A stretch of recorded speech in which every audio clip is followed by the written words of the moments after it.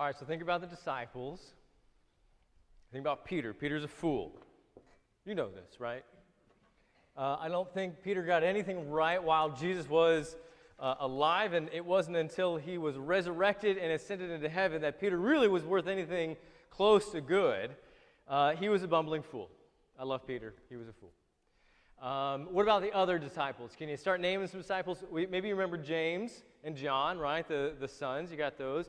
And if you started thinking about it, maybe you could get through like maybe some of the Gospels. You're like, hey, wait, weren't there like 4 of them? So we got the John, there's Luke, and then there's Mark, and there's Matthew.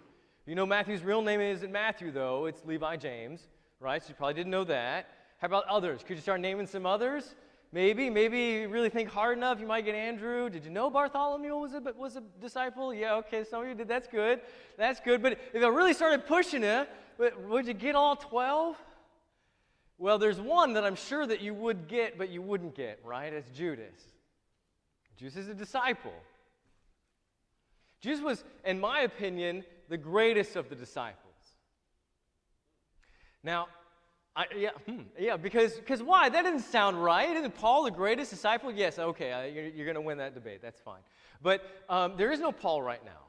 Paul doesn't come until well after Jesus ascended into heaven. And while Jesus is kicking and walking around, Judas was the guy. We know he's the guy because he's the one that held the money.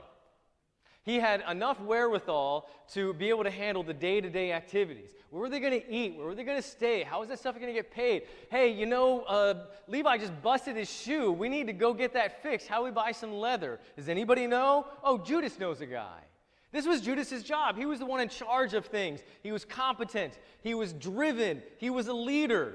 And we know this because he was a zealot. A zealot doesn't just mean that he was really high on Jesus. No, I mean, it means that too. But a zealot is a technical term at this point.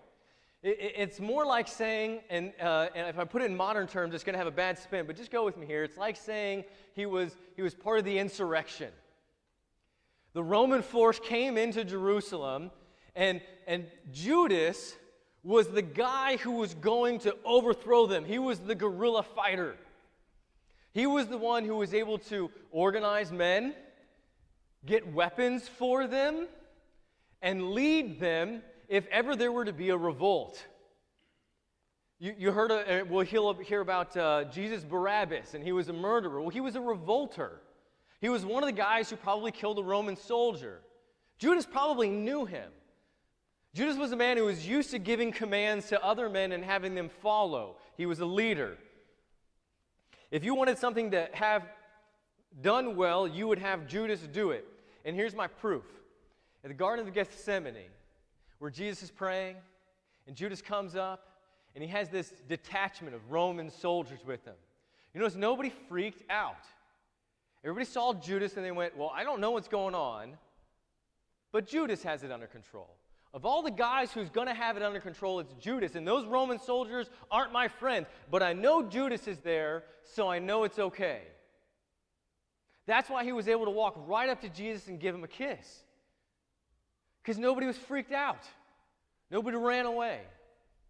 Judas was the best of the disciples. Peter took some convincing to be a disciple, if you remember. The first time Peter came up to Jesus, Jesus said, hey, you should follow me. And Jesus had to go find him while he was fishing and say, no, you're coming with me, man. Judas probably found Jesus. Remember, he's a zealot. He's looking to overthrow Rome. He sees Rome as this foreign oppressor who has come into his holy land, and now he needs to get rid of him. And all of a sudden, he hears about this Jesus guy. And he's looking for leaders. He's looking for the Messiah. He knows his Bible, this Judas.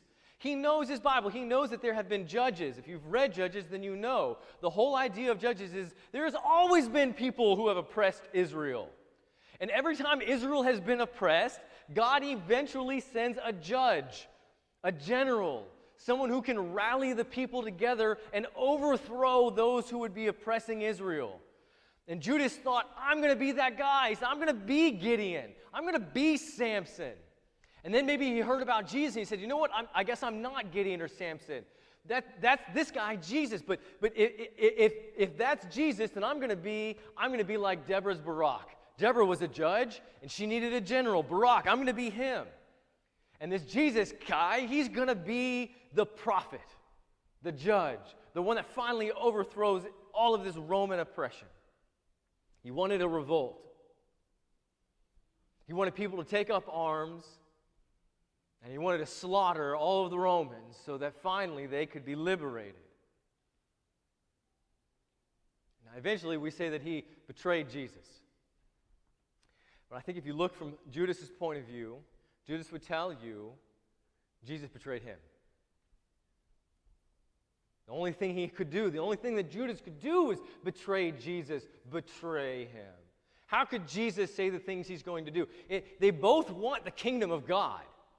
They both want God to come into the world and be the king, to be the ruler, to have his reign where God rules. Everybody wants this. Jesus wants it, Judas wants it, all the disciples want it, all of Israel's longing for it. Judas wants it just as much as anybody else, but he wants it his way. See, Judas has this story that he tells himself, and we all do this. We have stories of ourselves. We have these images that we want to project out into the world, what the world sees of us. And we do things that match those things that we think we should be doing. And actually what happens is if we don't do those things and we get caught in them, we start rationalizing about how it is the thing that we think that we are still happens, still manifested in the world. Judas had this understanding of who he was. He was Rambo. He was the guy up in the mountains all by himself, taking on all the authority. He was the guy that was going to do it all. And he looked at this Jesus guy and he said, this is a weakling. People-loving, cheek-turning, friend of the enemy, that's a lie, says Judas. Here's the real Judas. Here's the real Jesus, says Judas. Jesus is a pimp. He hangs out with prostitutes.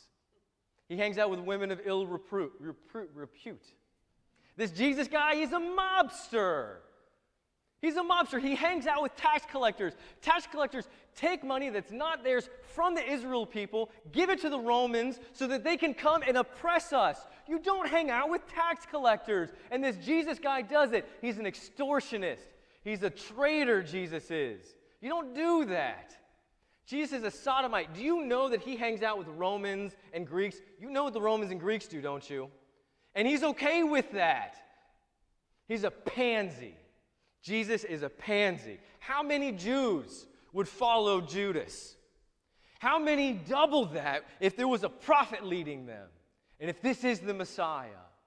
If this is God on earth, all of Israel would rise up. Rome couldn't possibly stand a chance.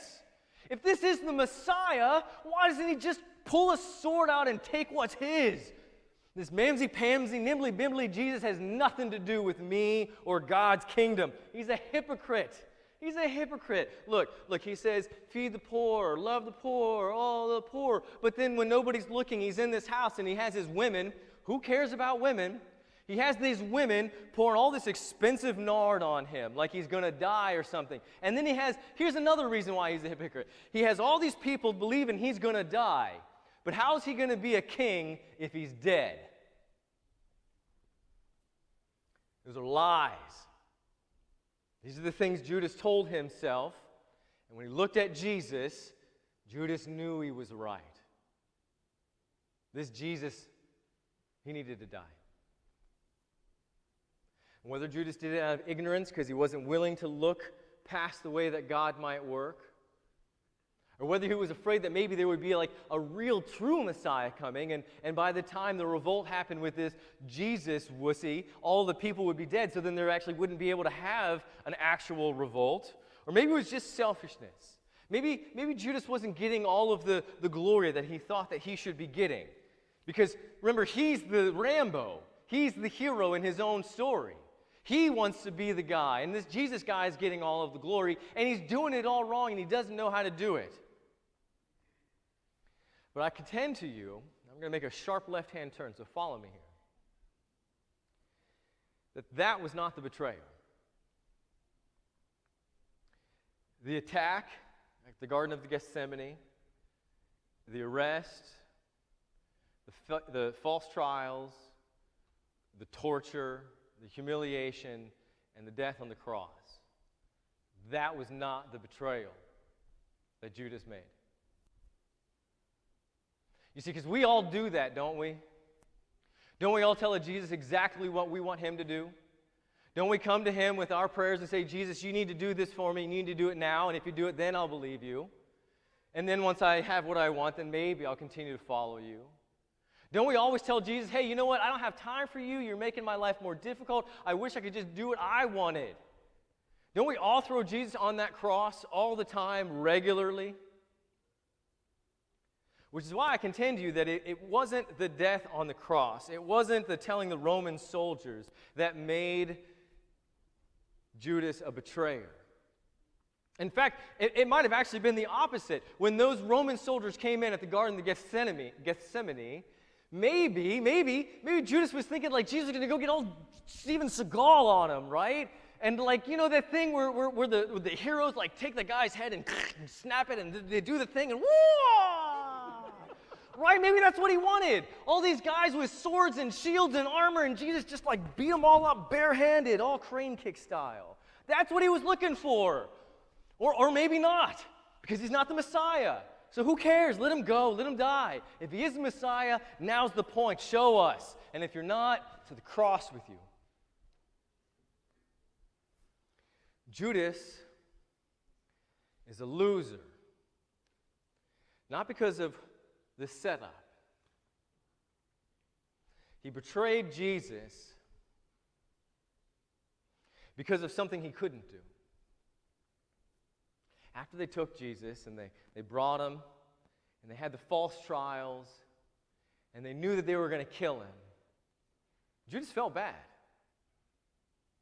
He felt horrible. He spent years with this guy, Jesus. Years with him. He loved him. He listened to him. He cared for him. He went back to the people that he sold him to and he gave them their money. He said, I don't want it, I don't want it, I don't want it.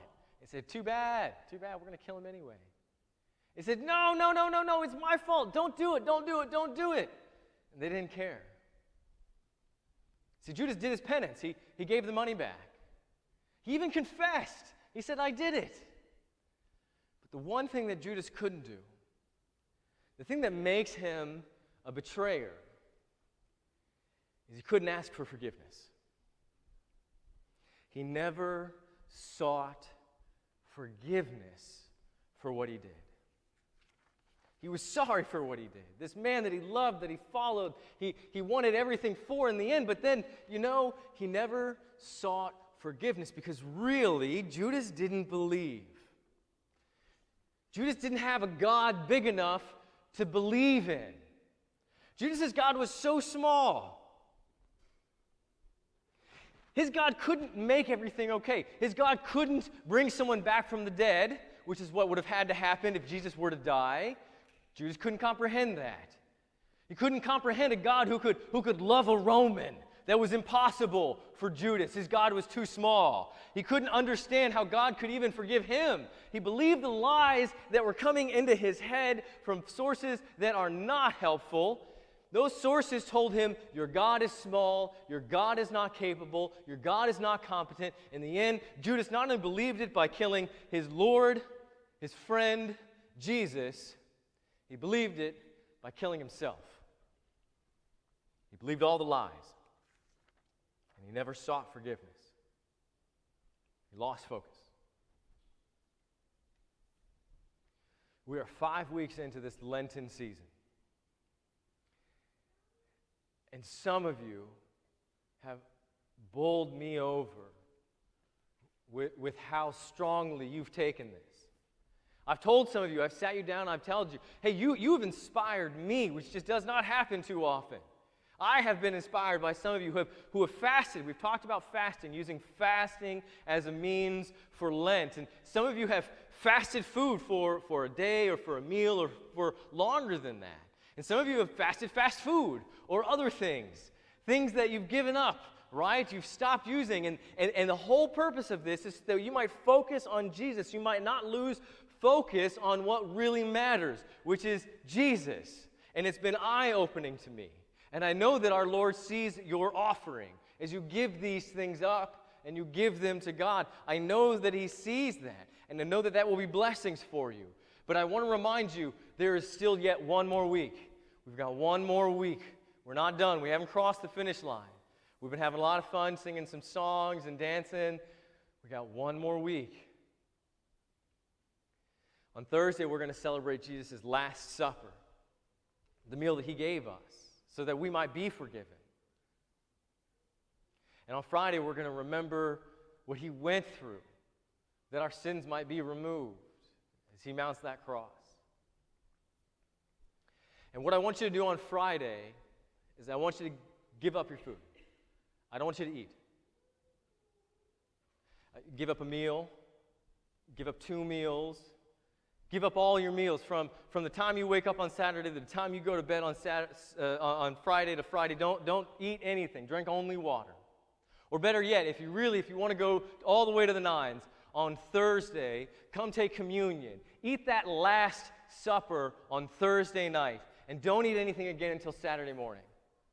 And the entire time, when you're waking all through Friday and you get the hunger pains and you're thinking, why am I doing this? I don't want you to say why. I want you to ask for a forgiveness. I want you to ask for something that you've done that you need forgiveness for. What is it here? You have an entire life of things. Every time you want something to eat, bring up something else that you want forgiveness for. Because what we will do is we will throw Jesus under that bus. We will forget Him. We will turn our back on Him. We will say all kinds of horrible things about Him. We will torture Him, we will hate Him, but we will never not remember. We will always ask for forgiveness. At Crossroad Lutheran, as long as I am pastor and alive, we will ask for forgiveness. And I want you to do that on Friday. Every time your stomach says, eat, I want you to think of something else that you want forgiveness for. Think of the same thing. Maybe you've been sinning the same sin over and over and over and over. I want you to bring it up every time you have that hunger pain. I want you to tell God, God, I need you now in my life to remove these things from me because I can't. And you're awesome. And I am nothing. And I want you to move your life so that it focuses on Him and your forgiveness. So that on Sunday, when I preach about the grace that you've been given, you have in front of you, on your foreheads, all of those things that He's going to take from you. So that you know what it is you're being forgiven of. That it's not just something up in the clouds, but you know, and you're sorry, and you need Him, and you won't betray Him. Because He'll die for you. He will love you. And you can follow Him, and you can confess with your lips, and you can believe with all of your heart, and you can be changed, and you can be resurrected. So I want you to take this week coming up seriously. So that this time next week, you might know the true gift of grace.